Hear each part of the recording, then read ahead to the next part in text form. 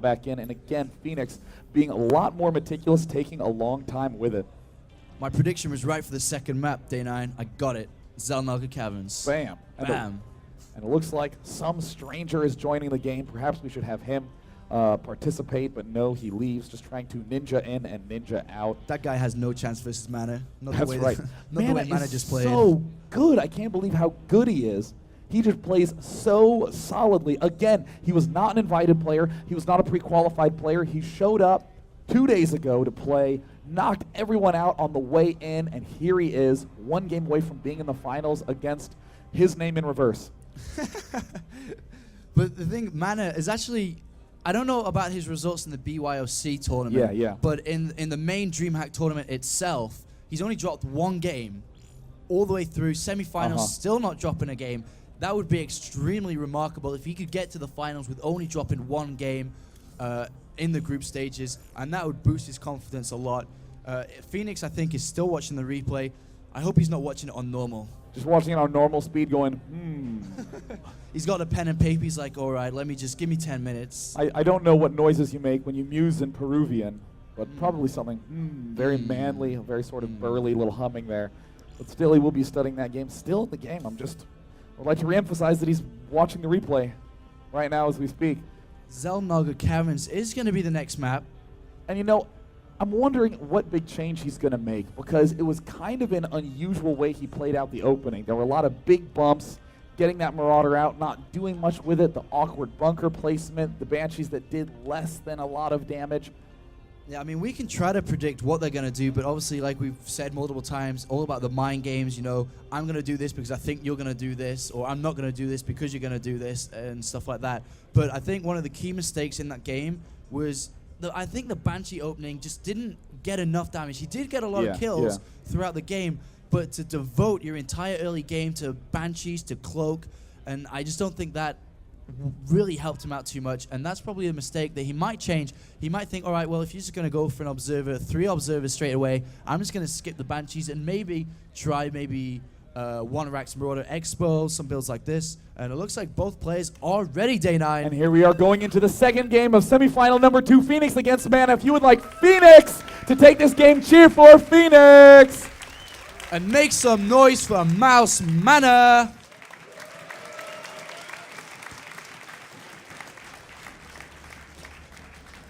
And here we are in the second game of semifinal number 2, Mouse Sports MaNa in the top right as the red Protoss. He is one game away from facing against Nama in the finals.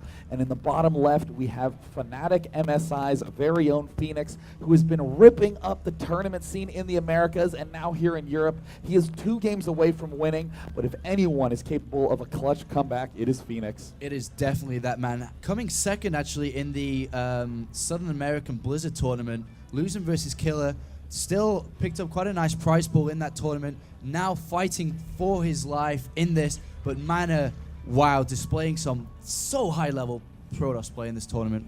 Definitely. There are more SCVs being produced as usual, and we do see MaNa starting off with a little bit of a wall by that pylon. Very, very common tactic of extremely good Protoss players who use those early buildings to create little walls, and we saw that was quite effective in barring drops from doing too much damage. Cannons and Zealots able to clean everything up in the end.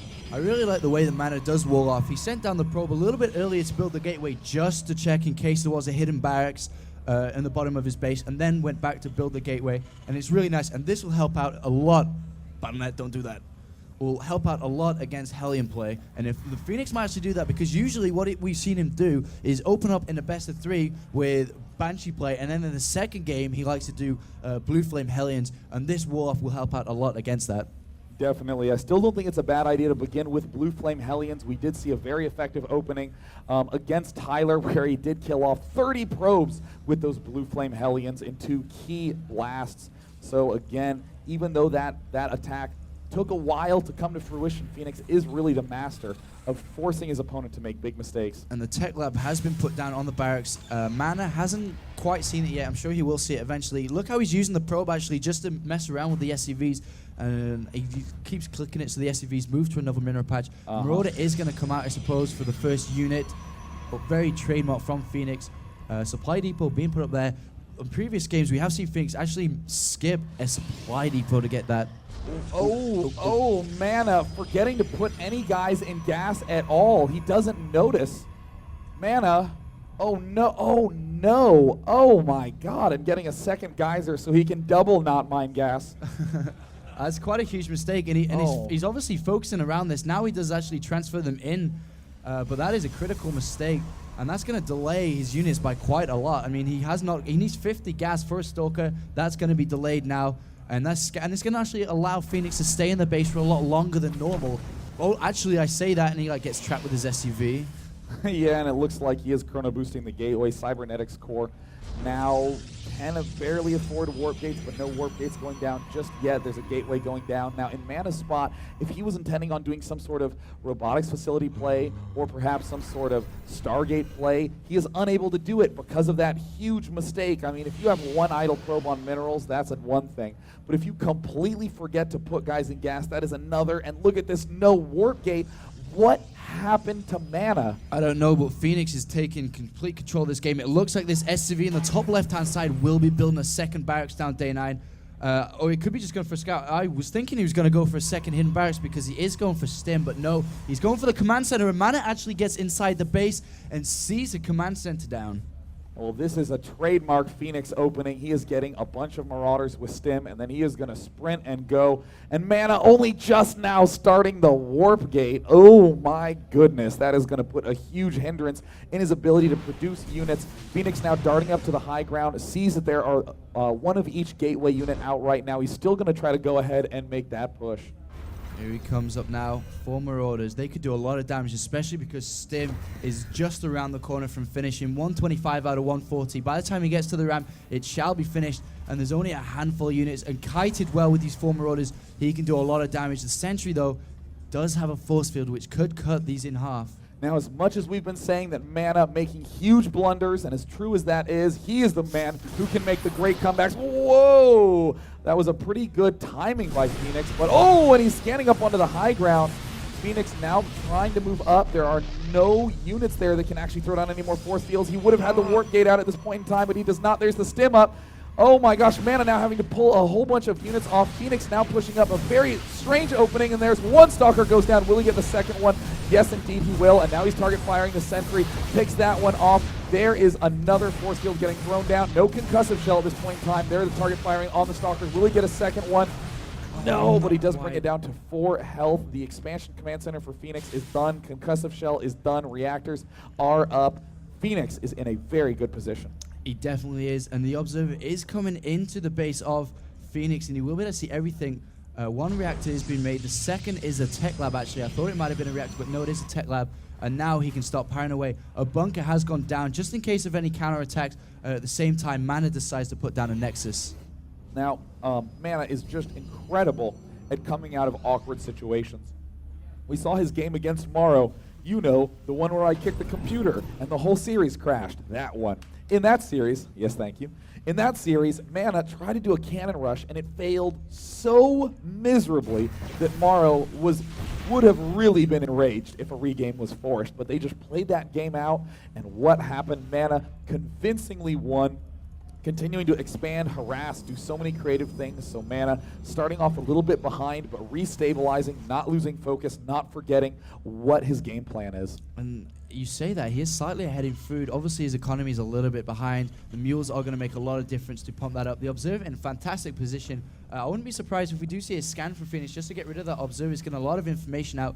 SCV moving up and sees a lot of units and a pylon gone down. And if I just look in the perspective of Fenix, he doesn't see the expansion down at all for Nana, so he has no idea what is going on.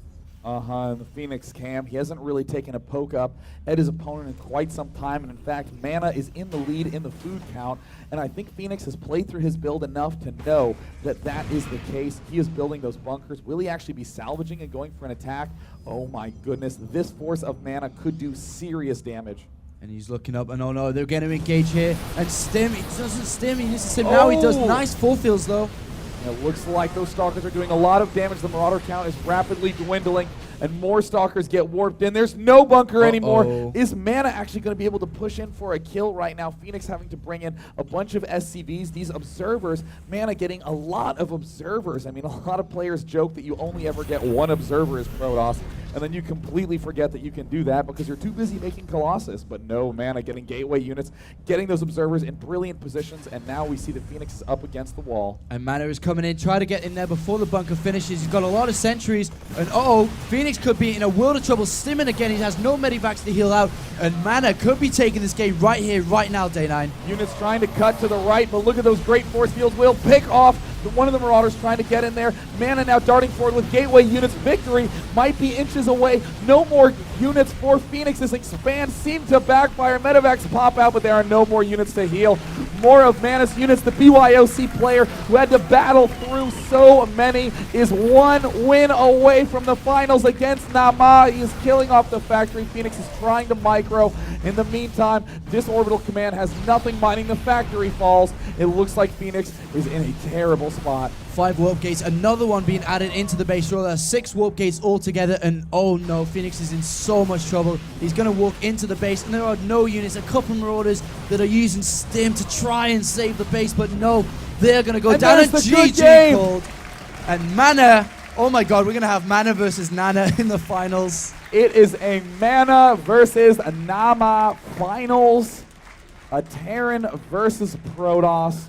I think a lot of people are surprised to see that that is the result. All the Korean players being eliminated. A lot of the top Liquid players being eliminated. Fenix, who was on a tear in this tournament, in the 3rd, 4th place match. And now it is MaNa, the BYOC player, against Nama, the incredibly talented mass gamer. This reminds me of, if you remember the last time we casted together, we were in Intel Extreme Masters in Cologne. Who won it was Morrow, who was actually not even invited directly into the tournament. He stepped in and then managed to win the thing. And we're having a similar story here, how MaNa comes through as the underdog in the BYOC, and it is advanced into the grand finals, and that is such a huge feat. And I think we are going to cast, is it straight away, or is we going to have a little break first? We are going to be casting the 3rd, 4th place as soon as the players end up selecting the maps, but Fenix has requested a break, so we will be taking a brief break here on the main stage. But whatever you do, do not go anywhere, because we're literally not leaving our seats. We're just waiting until the maps get selected. So then we will find out who will be the 3rd, 4th place winner. It will be a best of 5 between Fenix and OGS Top. I am Day9. And I'm Dear Apollo. And see ya in a short few minutes.